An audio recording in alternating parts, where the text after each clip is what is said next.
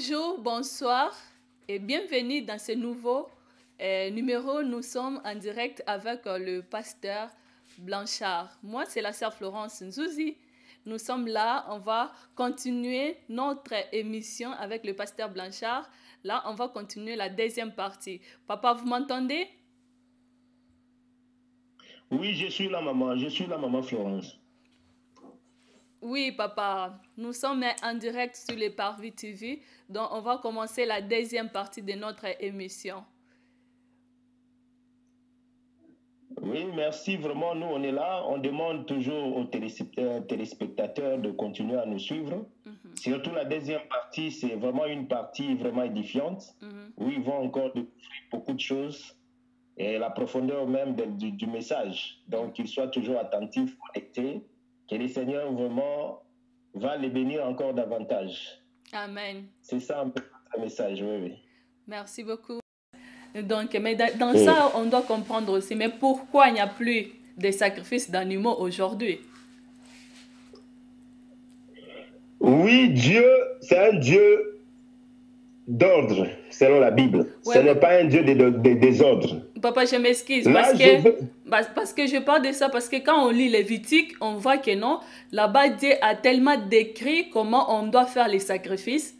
Et quand on lit dans Lévitique 22 ou 16, si je ne me trompe pas, on voit comment on a demandé, non, il faut avoir deux boucs, un pour expiation, un pour l'iniquité. Donc tout ça, et puis aujourd'hui, il y a l'iniquité, il y a quoi, mais on doit comprendre tout cela. Mais pourquoi aujourd'hui, il n'y a plus de sacrifices d'animaux? Oui, je comprends la question. Il faut d'abord comprendre que dans la Bible, nous avons deux alliances. Ouais. Nous avons l'ancienne alliance et la nouvelle alliance. L'ancienne alliance est venue avec Moïse. L'ancienne alliance nous parle des choses matérielles didactiques seulement. Nous parle des représentations, des préfigurations. C'est là où j'ai fait recours des Hébreux 10.1. Oui. L'ombre des choses à venir. La loi possède l'ombre des choses à venir. Ce n'est pas la réalité. Ouais. Donc Dieu voulait commencer à utiliser comme un pédagogue, apprendre des choses simples que l'homme pouvait comprendre. Tu vois, l'homme pouvait comprendre. Là, je prends rapidement pour nous aider, je prends le livre de Jean 3. Ok. Je suis dans Jean 3. Parce que là, ça va nous aider. Jean 3, 10. Jean 3, 10 nous dit,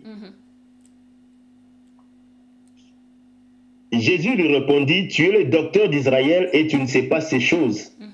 En vérité, je te dis, nous disons ce que nous savons et nous rendons témoignage de ce que nous avons vu et vous ne recevez pas notre témoignage. Si vous ne croyez pas quand je vous ai parlé des choses terrestres, comment croirez-vous quand je vous parlerai des choses célestes? Amen. Ici, on est en train de nous présenter deux choses. Des choses terrestres, c'est ça la loi. Oui. C'est ça les cultes de Moïse. Mais Dieu devait parler par ces choses. Mais c'était des choses qui annonçaient des choses à venir. En réalité, ce n'était pas la réalité. C'était les cultes.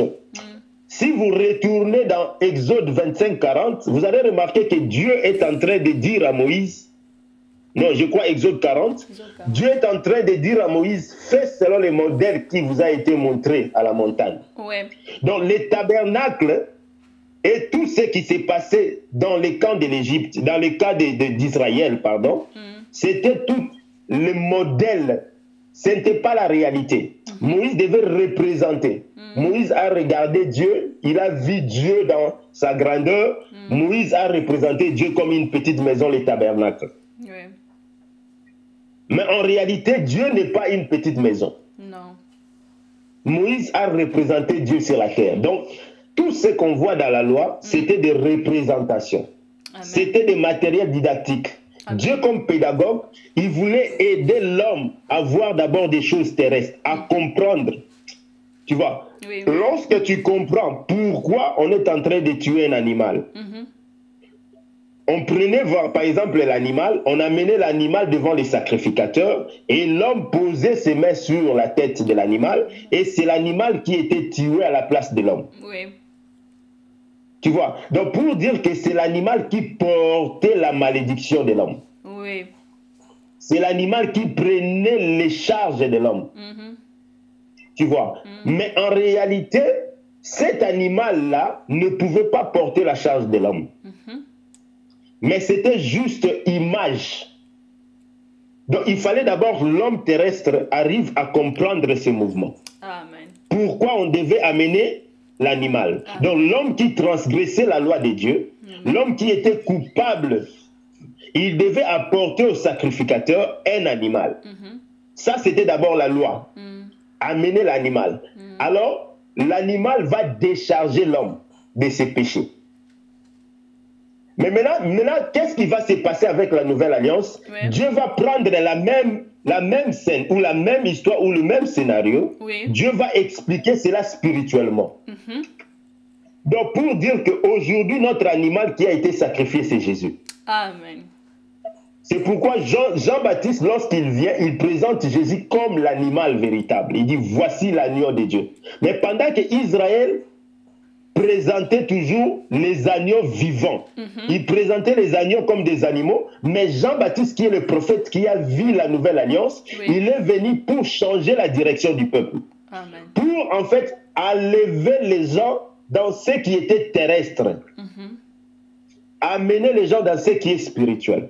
Donc, pour dire que ce n'est pas les agneaux que Dieu cherchait. C'est pourquoi même le livre d'Hébreux dit Dieu n'avait ni besoin, n'a agréé ni holocauste, ni sacrifice. Donc Dieu n'avait pas besoin de ces sacrifices. Dieu n'avait pas besoin de ces choses qu'Israël offrait chaque jour. Mais Dieu cherchait un homme. Dieu cherchait un homme qui devait devenir sacrifice. Amen.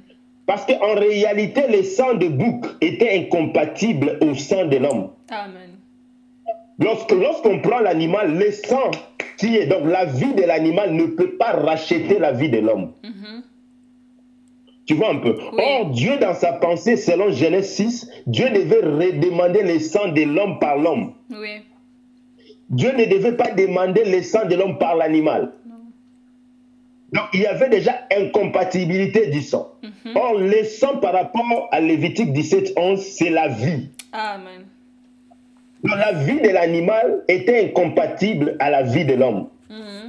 Parce que l'animal comment dirais-je, l'animal n'a jamais été baptisé de l'esprit. Lorsque Dieu a créé Adam, Dieu a soufflé sur Adam. Mais vous allez remarquer que Dieu n'a jamais soufflé sur les animaux. Non. Donc Adam avait le souffle de Dieu. Donc Adam était Dieu sur la terre. Mais l'animal n'est pas un Dieu. Non. Tu vois, donc cette incompatibilité a fait que Dieu devait changer. Parce que tout ce qui se faisait dans la loi n'amenait pas l'homme en fait à la perfection. Non. Tout ce que ça se faisait selon la loi. C'est pourquoi vous allez remarquer que l'état d'Abraham, Abraham a manifesté 4 autels dans sa vie. Les 3 premiers autels, premier, deuxième, troisième autel, Abraham a sacrifié les animaux. Il a sacrifié les animaux. Mais le 4e, le dernier, Dieu dira à Abraham, tu vas sacrifier maintenant Isaac, ton fils unique. Donc le 4e autel, c'est maintenant le tour de l'homme. Ce n'est plus l'animal qui sera sacrifié, mais c'est l'homme. Donc Dieu cherchait le sang de l'homme. Parce que sans l'effusion du sang, il n'y a pas le pardon. C'est pourquoi au début, je vous ai expliqué que c'était d'abord les dons qui devaient apaiser la colère de Dieu. Lorsque nous parlons du sacrifice, c'était tout un don, tout un présent qui devait apaiser la colère de Dieu. Mais lorsque Dieu voyait les animaux ne pouvaient pas ôter en fait le péché. Le péché était toujours renouvelé et la conscience de l'homme était toujours perdue, corrompue. Mais il a fallu maintenant que Dieu devienne un corps. tu n'as voulu ni sacrifice ni holocauste, tu m'as formé un corps. Donc il a fallu que Dieu se forme un corps. Dieu devait devenir homme. Dieu devait marcher sur cette terre et payer ce prix-là, racheter l'homme, afin que l'homme trouve la vie véritable qui est la vie éternelle. Amen. Bon, je ne sais pas si vous avez encore des questions, on va toujours développer là-dessus. Ouais. C'est un sujet intéressant, très important pour édifier le peuple de Dieu aussi. Ouais. Je voulais aussi demander qu'est-ce que nous amène, qu'est-ce que nous avons obtenu par les sacrifices de Jésus? Parce qu'on voit toujours, il s'est sacrifié, mais en retour, qu'est-ce que nous, on a obtenu? Bon, lisons d'abord Ésaïe 26. Ésaïe 26, 20 à 21. Comme ça, je vous donne d'abord l'idée. Ésaïe 26, 20 à 21, on dit « Va mon peuple, entre dans ta chambre et ferme la porte derrière toi. Cache-toi pour quelques instants, jusqu'à ce que la colère soit passée. Car voici l'Éternel sort de sa demeure pour punir les crimes des habitants de la terre, et la terre mettra les sangs à nu, elle ne couvrira plus les meurtres. » D'abord, par rapport à cette écriture, va mon peuple, entre dans ta chambre. C'est ça l'enlèvement. Donc, premièrement, nous recevons de la part de Dieu, après le travail de Christ, comme Christ lui-même nous a dit, il a dit à Pierre ce jour-là, vous recevrez le royaume. Amen. Il y a d'abord le royaume et il y a les centiples. Mais expliquons d'abord le royaume, l'aspect du royaume. Donc, dans la vie d'un enfant de Dieu, nous devons comprendre d'abord, lorsqu'on s'attache à ce sacrifice parfait qui est Christ, parce qu'en dehors de Christ, il n'y a jamais eu la réconciliation avec Dieu. Donc Christ, par rapport à Romains 5, par l'obéissance d'un seul homme, la désobéissance d'un seul homme, beaucoup ont été chassés. Mais par l'obéissance de Christ, beaucoup ont été justifiés. Tu vois? Donc, il y a d'abord la justification qu'on reçoit. On est justifié par ce Dieu-là. Donc, Dieu ne nous impute plus le péché. Dieu ne regarde plus le péché, ne se souvient même plus des péchés. On crée maintenant une situation d'amour, la situation de paix. On approche maintenant avec assurance devant ce Dieu-là. Comme j'ai expliqué au départ déjà, c'était le temps de la colère, mais Dieu nous a pardonné et Dieu nous a acceptés. Pourquoi? À cause de ces sacrifices. Et les deux, nous serons secourus, comme dit Hébreux 4, afin de nous approcher de ce Dieu, Hébreux 4, 16, afin d'être secourus dans nos besoins. Mais auparavant, on n'était pas secourus. Chacun suivait sa propre voie. Donc, on était errants. Chacun était errant. Dieu nous a chassés loin de sa face. Mais par ces prix payés, Dieu nous récupère. Nous sommes rachetés, nous sommes justifiés. Il y a eu maintenant la paix avec le Seigneur. Dieu nous a donné sa sécurité, sa protection. Mais nous avons le royaume. Mais dans le royaume, vous allez remarquer qu'ici, il y a des étapes. Premièrement, nous serons enlevés. C'est là où j'explique par « Va mon peuple, entre dans la chambre ». Donc, Dieu va d'abord nous garder. C'est comme Dieu qui a préservé une race, la race de Noé, pendant les temps de déluge. Dieu va frapper le monde, mais il y a une race, 8 personnes qui seront gardées, protégées.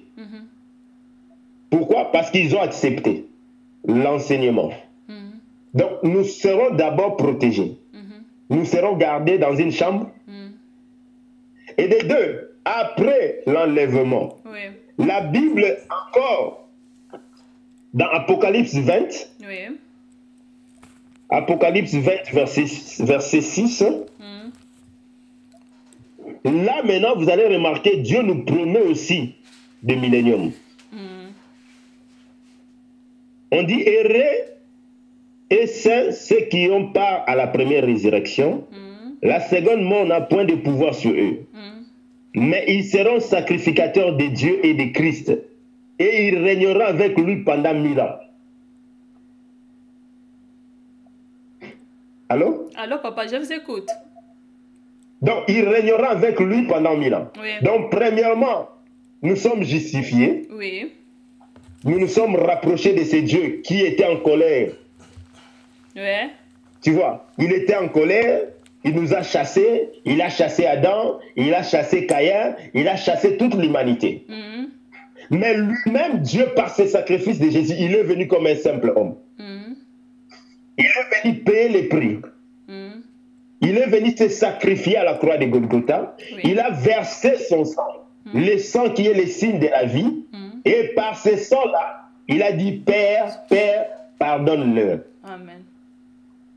Père, Père, pardonne-leur. Donc, il a intercédé pour nous. Il a intercédé pour nous et Dieu a exaucé.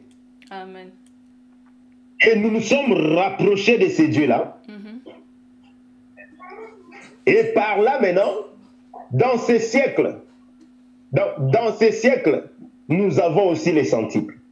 Amen. Donc dans ces siècles sur la terre, nous avons des bénédictions. Amen. Un enfant de Dieu est béni. Amen. Donc un enfant de Dieu est différent des enfants de ce monde. Amen. Pourquoi? Parce que Dieu nous a rachetés. Et nous ne sommes plus sous l'emprise du diable. Mais nous sommes dans le véritable qui est Jésus-Christ lui-même. Amen. Donc nous sommes protégés. Jésus-Christ devient notre protection. Amen. Jésus-Christ devient lui le véritable roi. Amen. Il est devant dans les combats. Donc la nuit, nous pouvons maintenant dormir calmement. Amen. Parce que nous avons l'assurance que c'est lui qui nous garde, c'est lui le créateur. Amen. Quel que soit le temps difficile, les sacrifices de Jésus payés à la croix nous ramènent à la sécurité. Amen. Et puis la Bible nous dit, ce qui est entre les mains de Dieu, personne ne peut le arracher. Donc pour dire que nous sommes maintenant un peuple racheté que Dieu garde dans sa main. Quelle que soit la sorcellerie de la famille, quelle que soit la magie, quel que soit l'occultisme, nous sommes protégés. Amen. Donc nous sommes un peuple mis à part. Nous sommes un peuple déjà racheté, mis à part. Ouais. Mais un peuple sanctifié par l'œuvre de la croix. Amen. Donc les sacrifices de Jésus nous sanctifient. Parce que notre Dieu, c'est un Dieu saint. Et il nous a sanctifiés par l'œuvre de la croix. Et par cette œuvre, Dieu nous a réussi. Nous sommes devenus maintenant participants. Donc nous devenons les co-héritiers de promesses. Amen.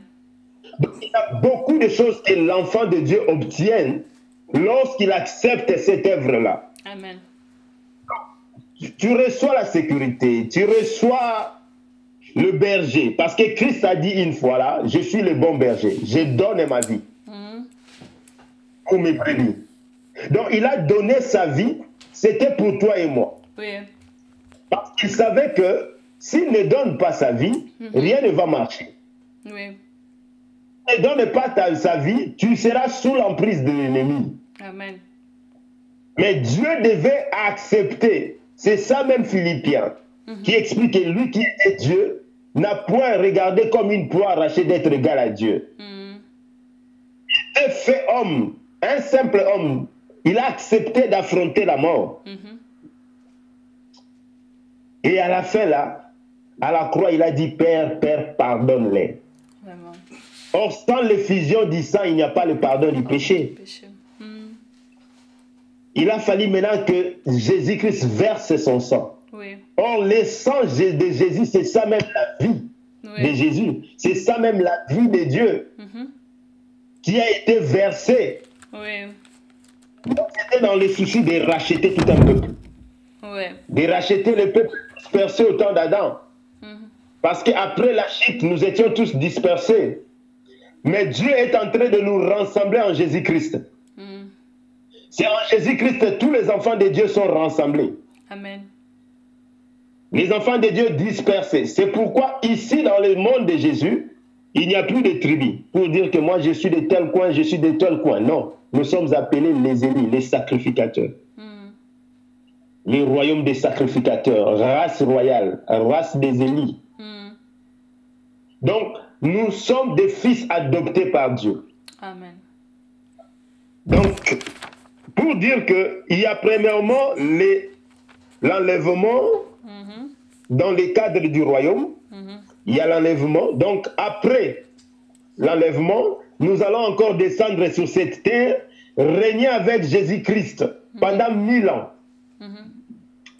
Donc, Dieu va encore nous donner un nouveau corps, un corps de gloire, où nous allons régner avec lui pendant 1000 ans.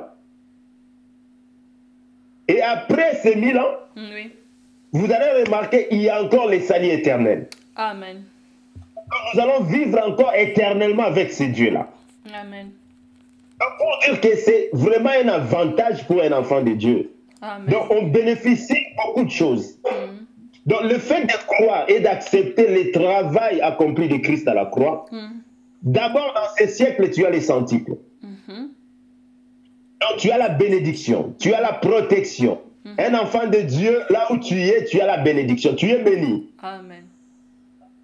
Même si les choses semblent difficiles, mais à cause de l'œuvre de la croix, tu es béni. Amen. Tu as l'assurance que Jésus-Christ va me guérir de toute maladie.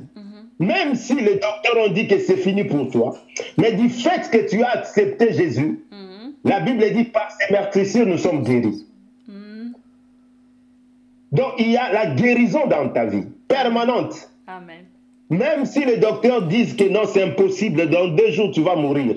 Mais une fois tu te lèves comme enfant de Dieu, tu dis Seigneur, à la croix de Golgotha, tu as payé le prix, tu as versé ton sang. Les châtiments qui devaient tomber sur moi et tomber sur toi, c'est ce jour-là que la guérison, bien-aimé, tu vas sentir vraiment la main invisible de Dieu. Amen. Tu vas sentir qu'il y a un Dieu qui t'a créé, il y a un Dieu qui te garde et un Dieu qui t'a sauvé. Amen. Il sera réellement ton sauveur pour de bon. Amen. Il sera appelé ton rédempteur, il sera appelé ton sauveur, il sera appelé ton Dieu. C'est ça ce qu'on a obtenu de la part de ce grand Dieu. Amen. Bien-aimés dans les Seigneurs, vraiment nous sommes dans la joie d'écouter la parole de Dieu. Nous sommes avec l'homme de Dieu, et le pasteur Blanchard, qui est précisément en Afrique du Sud. On a parlé d'un thème aujourd'hui, Jésus-Christ et les sacrifices parfaits. Alors dans ça, on a parlé un peu, l'homme de Dieu nous a expliqué c'est quoi un sacrifice. Il nous a dit que le sacrifice, c'est le prix à payer. L'homme de Dieu nous a montré, je lui ai demandé, mais pourquoi Dieu a-t-il exigé les sacrifices d'animaux dans l'Ancien Testament? L'homme de Dieu a répondu, il a dit que non, les sacrifices d'animaux, c'était juste la préfiguration. La préfiguration de Jésus-Christ. Et je lui ai demandé encore, mais pourquoi l'homme de Dieu? Qu'est-ce qui nous amène aujourd'hui? Nous croyons en Christ, nous croyons en ça, mais ça nous amène quoi? Et il nous a dit, premièrement, c'est la vie éternelle. Et après, c'est au centuple, nous voyons tout ce qui est ici sur la terre. Et c'était encore la dernière question, j'ai demandé quoi? Il n'y a plus de sacrifices d'animaux aujourd'hui. Pourquoi il n'y en a plus? Il a dit que Jésus-Christ a déjà fait les sacrifices. Parce que sur la croix, il a déclaré, tout est accompli. Vraiment, nous sommes dans la joie de partager la parole de Dieu avec l'homme de Dieu qui est là en direct avec nous. Papa, je voulais aussi demander, parce qu'il y a un frère, il y a une maman ou bien un papa qui est devant moi, il se demande, mais comment, pour avoir tout cela, pour comprendre les sacrifices, là, comment je peux faire maintenant, comment je peux bénéficier de tout ce que Jésus a demandé, bien a donné à tous qui croient en lui. Qu'est-ce que je dois faire pour être vraiment réellement son enfant? Bon, c'est ça la même question qu'on a demandé à Pierre, dans acte, je crois, 2, que je lise d'abord, je crois à partir de 38.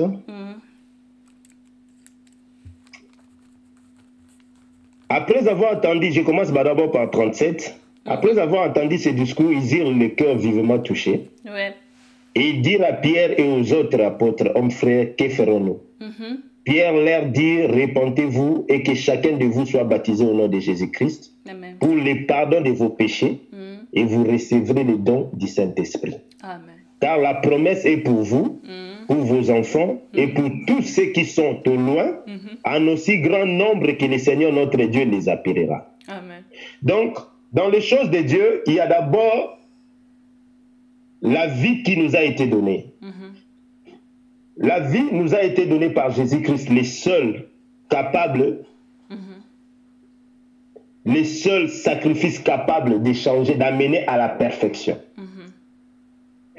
Alors, je vais un peu aider le bien-aimé qui est là, qui m'a posé la question. Oui. Il doit d'abord savoir que depuis la chute de l'homme, Dieu cherchait l'homme qui pouvait ramener Adam en Éden. Oui. Parce que l'homme a été chassé. Oui.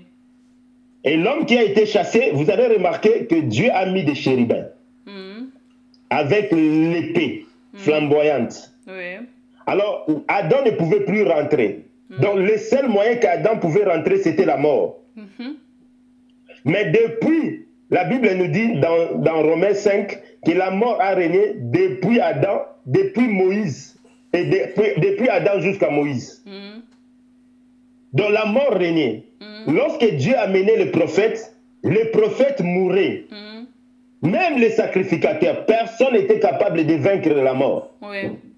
Tous, la mort les engloutissait. Mais Jésus-Christ est venu, il est le seul qui est venu comme homme, et il a vaincu la mort, et aujourd'hui nous pouvons dire, oh la mort, où est ton aiguillon? Il a récupéré la clé de ces jours de mort. Et c'est aujourd'hui tout celui qui croit à cet homme-là, Jésus, tout celui qui croit qu'il a été tué innocemment, parce que c'était un animal sans tache et sans défaut. Jésus-Christ n'avait pas de péché. Or, selon la loi, on ne peut que tuer celui qui a des péchés. Ouais. Car le péché, la mort, c'est le salaire du péché, dit-on. Oui. La mort, c'est le salaire du péché. Mais comment Jésus devait mourir pendant qu'il n'a point péché? Et dans Jean 19, vous allez remarquer que Pilate l'a amené dehors pour dire que je n'ai trouvé aucun péché dans cet homme. Donc Jésus-Christ a été trouvé un animal sans tache et sans défaut. Ouais. Et lui-même, lorsqu'il marchait, il pouvait dire au monde que qui peut me convaincre du péché? Donc Jésus-Christ n'a jamais péché. Mais comment il devait mourir? C'est là où il y a le problème. Alors, lorsqu'il est mort, il devait revenir à la vie. Et lorsqu'il est revenu à la vie, il est devenu le seul et l'unique témoignage. Amen. Et tous ceux qui croiront à lui, croire à Jésus, c'est-à-dire quoi? Accepter la vie de Jésus. Accepter ce que Jésus a accompli pour toi. Mais c'est ça les problèmes. Accepter ses sacrifices. C'est ça les problèmes, papa. Mais comment accepter? Parce que c'est pas facile. Mais, on les voit pas, non, on accepte, les connaît pas. Accepte. Et comment accepter comme ça? Mais c'est ça même la foi.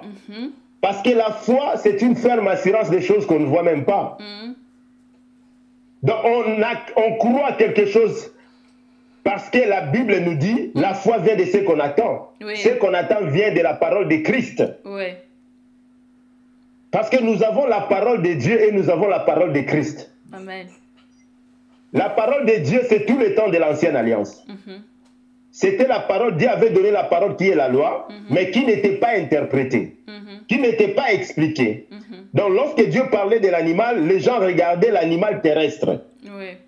Mais il a fallu que Dieu amène maintenant la loi de l'esprit qui vient interpréter la pensée de Dieu. Amen. Et Jean-Baptiste, lorsqu'il est venu, il est venu révéler la pensée de Dieu qui était l'homme qui devait être sacrifié. Et c'est l'autre homme qui devait être sacrifié, c'est Jésus qui a été sacrifié à la croix. Amen. Mais maintenant, nous croyons à la parole. Qu'est-ce dit la parole? La parole nous dit, il y a eu quelqu'un qui est mort pour toi. La parole nous dit, tu étais un pécheur. Mais maintenant, toi, tu crois. Croire à cette parole, c'est ce que Dieu cherche. C'est de croire, d'accepter, sans d'avoir vu. Tu n'étais pas là, oui, c'est vrai. Tu n'étais pas là il y a 2000 ans que Jésus a accompli tout ça. Oui. Mais le fait de croire, d'accepter, c'est ça maintenant le problème. Parce que beaucoup ne croient même pas. C'est ça. Non seulement de croire et de pratiquer la parole. Tu crois et tu acceptes. Tu dis amen à la parole. Et tu vis cette parole. Donc, le bien-aimé, il doit d'abord croire que Jésus-Christ, qui était Dieu, est venu sur la terre. C'est ça d'abord le premier. Donc, le premier pas. Donc, il doit d'abord comprendre que Dieu était venu sur la terre. Dieu a visité la terre. Oui. Et Dieu est venu comme sacrificateur, mais il est venu aussi comme sacrifice. Oui. Parce que Dieu devait donner son corps comme offrande pour sanctifier tout un peuple. C'est ça, Hébreu. Donc, Hébreu 7, 8, 9. Oui. Donc, Dieu devait donner sa vie. Mais la raison que Dieu donne sa vie, c'est pour le pardon de nos péchés. Oui. La raison que Dieu donne sa vie, c'est pour nous sanctifier et nous récupérer. C'est pour nous racheter. Parce que lorsque Dieu est venu en Éden, il regarde l'homme. Il dit, tu es poussière, tu retourneras à la poussière. Oui. Mais avant de retourner, il prend l'homme, il le livre entre les mains du diable, les serpents. Il dit, serpent, désormais, à partir d'aujourd'hui, tu vas manger la poussière. Oui. La poussière que les serpents devaient manger, c'est l'homme, non? C'est toute l'humanité. Donc Dieu prend l'homme, le donne comme esclave. L'homme devient l'esclave des esprits méchants, il devient les esclaves des démons, il devient esclave du diable.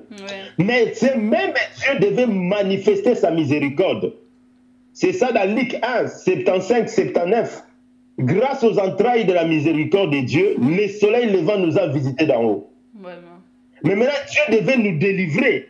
Dieu devait nous récupérer, nous racheter. Mais il fallait un prix. Il fallait un prix. C'est ça maintenant que les enfants de Dieu doivent comprendre. Donc il faut payer le prix. Et Dieu a donné son sang. Amen. Nous avions été rachetés par son sang d'un agneau sans tache et sans défaut. Amen. Bien-aimé. Donc c'est à lui maintenant de croire. Ouais. C'est lui maintenant de croire que Jésus-Christ a payé le prix pour lui. Amen. C'est ça d'abord le commencement. Il doit croire. Amen. Il doit croire que j'ai été racheté. Amen. Il doit croire que le péché, ça ne fait plus partie de ma vie. Amen. Parce que je suis un peuple saint, racheté par le sang de l'agneau. C'est un peu ça. Amen. Bien-aimés dans le Seigneur, nous tendons vers la fin de notre émission. Nous sommes en direct avec l'homme de Dieu, le pasteur Blanchard, qui est précisément en Afrique du Sud. Nous tendons déjà vers la fin. Homme de Dieu, nous sommes déjà presque à la fin. C'est le temps maintenant, vous pouvez aussi bénir le peuple de Dieu qui ont pris leur temps pour nous écouter et jusqu'à la fin. Vous avez la parole. Merci, nous allons prier. Seigneur, nous te sommes infiniment reconnaissants. Nous te disons merci, Seigneur, parce que c'est toi le véritable enseignant. Amen. C'est toi qui as enseigné ton peuple. Amen. C'est toi le véritable Nephtali. Lorsque tu parles, Jésus, tu séduis le cœur de ton peuple. Amen. Lorsque tu parles, tu consoles le cœur de son peuple, Jésus. Amen. Tu as révélé à ce peuple que tu es le seul sacrifice parfait. Amen. Tu es le seul qui a guéri le cœur de l'homme. Amen. Tu es le seul capable, Jésus, de changer les temps dans la vie de ton peuple. Amen. Il y a eu des gens malades qui sont venus. Il y a eu des gens malades qui sont venus devant toi, ils étaient guéris. Amen.